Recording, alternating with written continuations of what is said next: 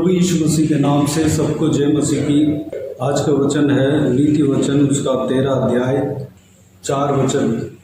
आलसी का प्राण लालसा तो करता है और उसको कुछ नहीं मिलता, परंतु कामकाजी हृष्ट पुष्ट हो जाते हैं। मेरे प्रियो, परमेश्वर के इस वचनों में हमें कामकाजी बनने के लिए सिखलाई मिलता है।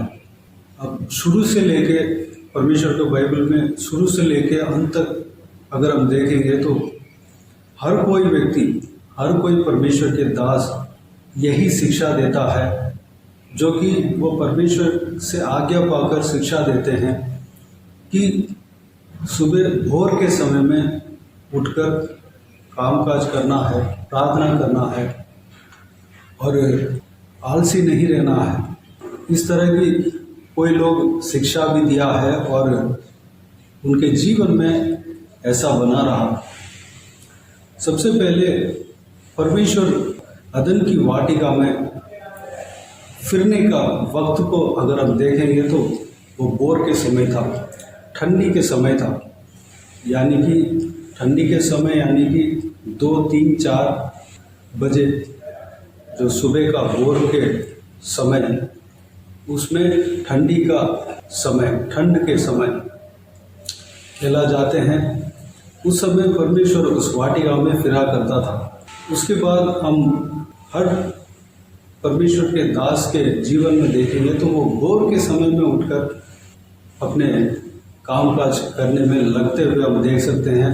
भोर के समय में अब्राहम उठकर परमेश्वर को एक मोरिया पहाड़ में बलि चढ़ाने के लिए तैयार होके जो भी बलि का जो भी साज और सामान की ज़रूरत है सब कुछ इंतज़ाम करके निकलते हुए हम अब्राहम के जीवन में हम देख सकते हैं। मूसा जो परमेश्वर के दास था, वो अपने जन को, जो इजरायली जन था, जो परमेश्वर के जन था, उनको ये कहते हैं कि अब जल्दी से भोर के समय में उठकर तैयार रहो, परमेश्वर इस पहाड़ में उतरने वाला है, परमेश्वर के आवाज़ को आपको सुनना है। इस तरह कहते हुए हम देख सकते हैं।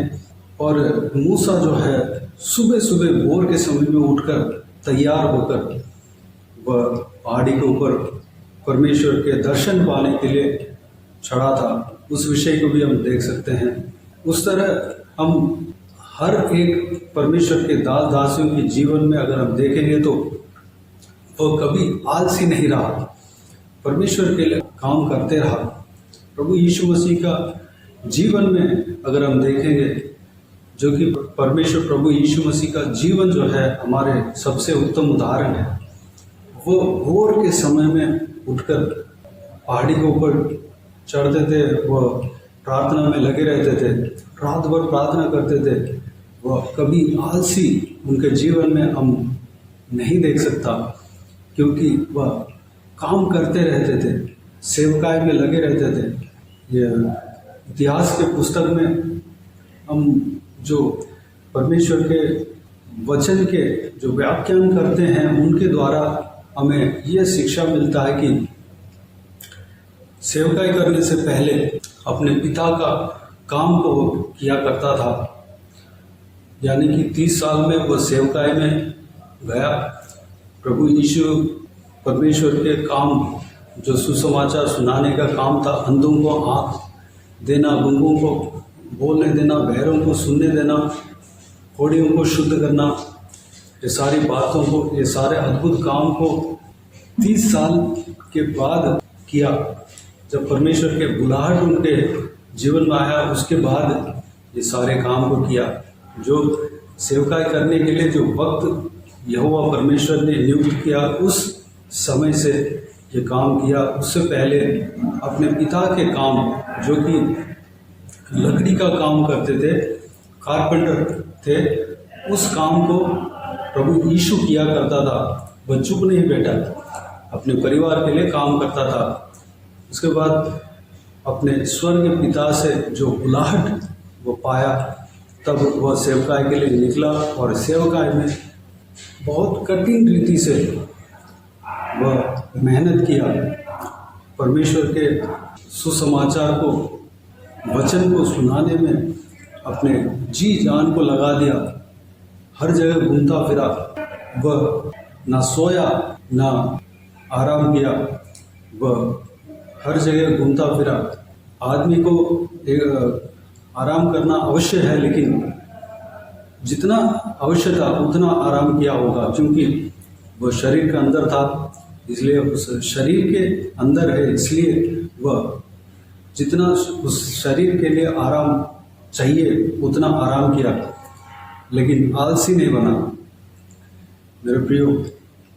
और प्रभु यीशु मसीह उदाहरण के द्वारा भी एक जगह पर कहते हैं कि मालिक जो है अपने सेवक को काम देता है, पहले मुझे खाना परोस, मुझे भोजन परोसो, उसके बाद जाकर भोजन करना है या तुम्हारा काम करना है। इस तरह की मालिक जो है अपने नौकर को आदेश देता है।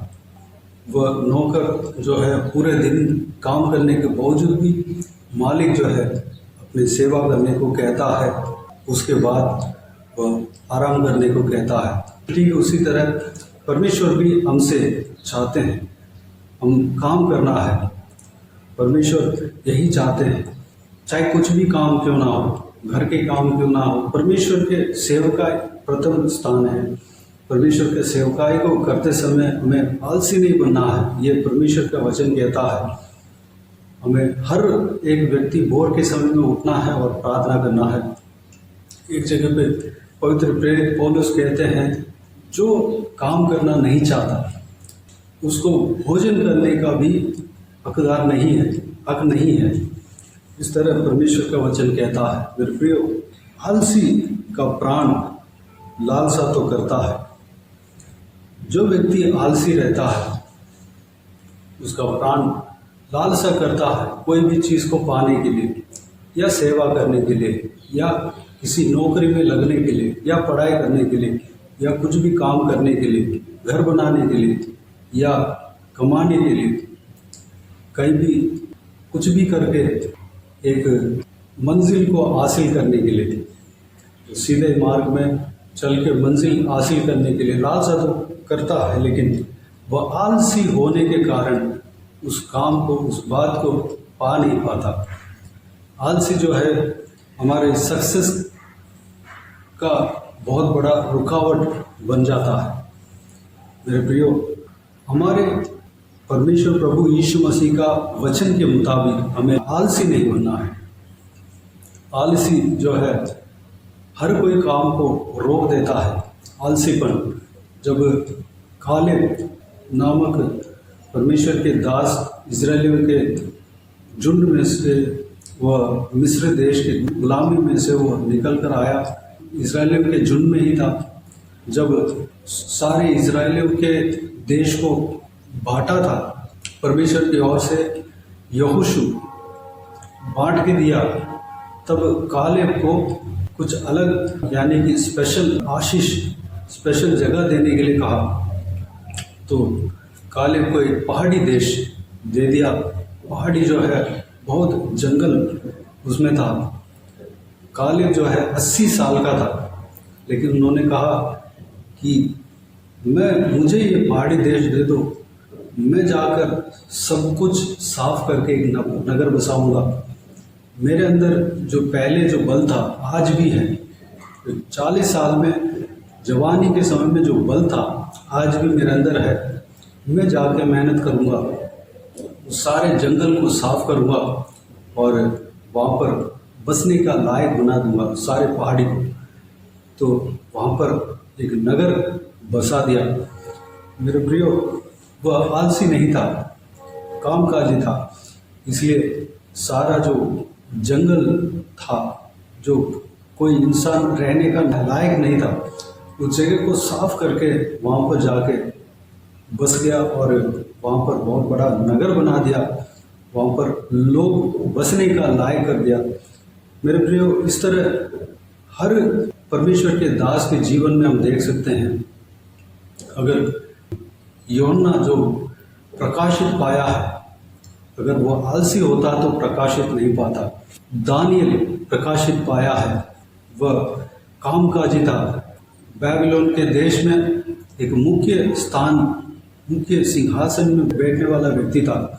उसको जिम्मेदारियां दी गई थी। उसके बीच में भी परमेश्वर को खोजने में लगा रहा। दिन में 3 बार, सुबह, दोपहर और संध्या के समय परमेश्वर के उपस्थिति में अपने ऊपरी कोठरी में जाकर यरूशलेम की ओर अपने मुंह को रखकर ताककर परमेश्वर की ओर अपने हाथों को उठाकर प्रार्थना करता था। वह कामकाजी था, इसलिए वह कामयाब हुआ और परमेश्वर उनको आशीष दिया। जो भी लोग उसको दबाना चाह रहे थे वह दब नहीं गया, बल्कि वह तरक्की पाता गया, उन्नति पाता गया और अपने प्रार्थना का उत्तर उन्हें मिला। उनके समय में या उस जनरेशन के बाद परमेश्वर बेबीलोन के गुलामी में से इजरायली जनों को निकालकर यरूशलेम में लेकर गए। जिस तरह दानियल जो परमेश्वर के दास था प्रार्थना किया, वो प्रार्थना सुना गया। मेरे प्रियो, हमें आलसी नहीं बनना। चाहे आप कुछ भी काम क्यों ना कर रहा हो, हमें आलसीपन के साथ हमें काम नहीं करना है। हमारे अंदर जोश होना चाहिए, हम कामकाजी बनना चाहिए। अगर आप पढ़ाई कर रहे हैं तो आप कामकाजी बनना चाहिए। अगर आप आलसी बनेंगे तो आपका रिजल्ट भी उस तरह की होगी। अगर आप बिजनेस कर रहे हैं, आप आलसी है तो उस तरह की बिजनेस चलेगी। अगर आप नौकरी कर रहे हैं तो अगर आप आलसी हैं तो उस तरह की नौकरी भी होगा। अगर आप सेवा कर रहे हैं तो सेवकाई में तो आलसीपन होना ही नहीं चाहिए, कामकाजी बनना चाहिए। परमेश्वर आपके भरोसे में एक सेवकाई दिया है, उस सेवकाई को हमें जोश के साथ करना है। परमेश्वर उसी में प्रसन्न होता है, क्योंकि हमारा मालिक जो है आलसीपन को नहीं चाहता। मेरे प्रियो, इस वचन के अनुसार हमें आलसी बनकर नहीं रहना है। अगर हम घर में भी रहते हैं, घर का कामकाज करते हैं, अगर हम आलसी हैं तो घर को ठीक तरीके से चला नहीं पाएंगे। मेरे प्रियो, इस बहुमूल्य वचन के अनुसार हम कामकाजी बनने के लिए अपने आप को परमेश्वर के हाथों में समर्पित करें। हमें जो भी परमेश्वर ने काम दिया है उस काम को जोश के साथ करने के लिए, आलसीपन नहीं रहने के लिए अपने आप को परमेश्वर के हाथों में समर्पित करें। आइए हम प्रार्थना में जाएं। स्वर्ग पिता दयालु परमेश्वर, आपको धन्यवाद देता हूँ आज के इस आपके बहुमूल्य वचन के लिए। आपको धन्यवाद देता हूँ परमेश्वर, बीते हुए दिनों में हमें संभाला, बचाया, सुरक्षित रखा। आपको धन्यवाद देता हूँ आज के दिन में जो आपके बहुमूल्य वचन के द्वारा हमने जो कुछ भी मनन किया, उस सारे बातों के लिए आपको धन्यवाद देता हूँ परमेश्वर। हम आलसी नहीं बनने पाए, आलसीपन हमारे अंदर से दूर होने पाए। परमेश्वर, आपके पवित्र बाइबल में जो भी आपके दास दासियां हैं परमेश्वर, उनके जीवन में हम आलसीपन को कभी नहीं देखा। परमेश्वर पिताजी को कामकाजी दे, इसलिए वह सक्सेसफुल हुआ। आपके परमेश्वर पिता अपने सेवकाई में सक्सेसफुल हुआ, अपने जीवन में सक्सेसफुल हुआ, अपनी ज़िंदगी में सक्सेसफुल हुआ। परमेश्वर धन्यवाद। हम भी कामकाजी बनने पाए, अनुग्रह देना पिता। हम भी परमेश्वर हार्ड वर्क करने पाए। परमेश्वर अनुग्रह देना पिता, हमें चलाना। हालेलुया। हमारे अंदर आलसीपन को दूर करना परमेश्वर। हम ज़रूरत से ज़्यादा ना सोने पाए, अनुग्रह देना पिता। हमारा शरीर में ताकत, बल देना, स्टैमिना देना परमेश्वर, अनुग्रह देना पिता। धन्यवाद। सारा व्यूअर्स के जीवन में कार्य करना पिता, सबको संभालना। उनके जो भी काम आपने सौंपा है परमेश्वर, उस काम को परमेश्वर जोश के साथ करने पाए पिता, अनुग्रह देना पिता। हालेलुया। एनर्जी देना परमेश्वर। धन्यवाद।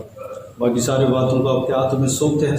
जो भी जन इस वीडियो को देख रहे हैं उन सभी के जीवन में कार्य करना, किसी को भी कोई भी कमी घटी ना होने देना, भरपूर आशीष देना। कोई भी जन बीमार हो उनको आपके हाथों में सौंपते हैं, उन्हें छूना, चंगा करना प्रभु यीशु मसीह के नाम से चंगा होने पाए। अगर किसी को दुख हो, तकलीफ हो, सारा दुख तकलीफ को दूर करना, परेशानी को दूर करना, आंसू को पोंछना, इनको जो कुछ भी प्रार्थना का विषय है, सारा प्रार्थना का विषय का उत्तर देना परमेश्वर। महिलाओं को आपके हाथ में सौंपते हैं, छोटे बच्चों को आपके हाथ में सौंपते हैं, बुजुर्ग व्यक्तियों को आपके हाथ में सौंपते हैं, हरेक जनों को आपके हाथ में सौंपते हैं। सभी के संग रहना, सुरक्षित रखना, आपके हाथ हमेशा हरेक के ऊपर बने रहने पाए परमेश्वर। हरेक काम में आशीष देना, बिजनेस में, नौकरी में, पढ़ाई में, हालेलुया, घर का काम में, जहाँ भी है परमेश्वर, जो कुछ भी काम कर रहे हैं सारा कामों में आशीष देना। जहाँ कहीं पे बाहर जा रहे हैं, आ रहे हैं, उनके संग रहना, सुरक्षित रखना। पिता आपके हाथ हमेशा हरेक के ऊपर बने रहने पाए परमेश्वर। धन्यवाद। बाकी सारे बातों को आपके हाथों में सौंपते हैं। सारा आदर महिमा जलाल आपको मिलते रहे। सारा दुआ प्रार्थना को प्रभु यीशु मसीह के नाम से मांगते हैं, सुन और ग्रहण कर। आमीन आमीन। प्रभु यीशु मसीह के नाम से प्रभु यीशु मसीह का आशीष और अनुग्रह हम सभी के ऊपर बने रहे। आमीन आमीन। मेरे प्रिय, इस चैनल को सब्सक्राइब करें और शेयर करें। अगर किसी को भी प्रार्थना का विषय हो तो डिस्क्रिप्शन में दिए हुए नंबर पर कॉल करके प्रार्थना करा सकते हैं। हम आपके लिए प्रार्थना करेंगे। अब अपने व्यक्तिगत प्रार्थना में हमारे लिए प्रार्थना कीजिए। इस सेवकाई के लिए, इस सेवकाई का उन्नति के लिए, इस सेवकाई में जुड़े हुए हरेक जन के लिए, हरेक आत्मिक उन्नति के लिए, तरक्की के लिए, आत्मिक आशीष के लिए, संसारिक आशीष के लिए, पारिवारिक आशीष के लिए प्रार्थना करें। प्रभु यीशु आप सबको आशीष दे। इस सेवकाई के द्वारा परमेश्वर आपके जीवन में कार्य किया हो वो भी हमें बता सकते हैं, ताकि आप सब मिलकर परमेश्वर को धन्यवाद दे सके, महिमा कर सके। प्रभु यीशु आप सबको आशीष दे। आमीन आमीन।